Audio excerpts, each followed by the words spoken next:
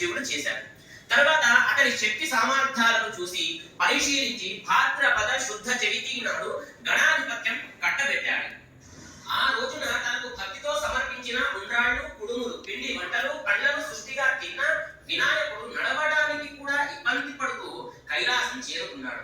ఎందుకు అని అంటే ఆ యొక్క గణపతికి ఆ రోజున అంటే వినాయక చవితి రోజున విపరీతమైనటువంటి పూజలు చేస్తూ ఉంటారు. కాబట్టి ఆ సమయంలో వినాయకుడికి ఇష్టమైనటువంటి ఉండ్రాళ్ళు, కుడుములు ఇవన్నీ కూడా తింటాడు అనమాట. విపరీతంగా తిని వెళ్తాడు. అలా ఎందుకు అని అంటే గణపతి భోజన ప్రియుడు కాబట్టి. కాబట్టి తిన్న తర్వాత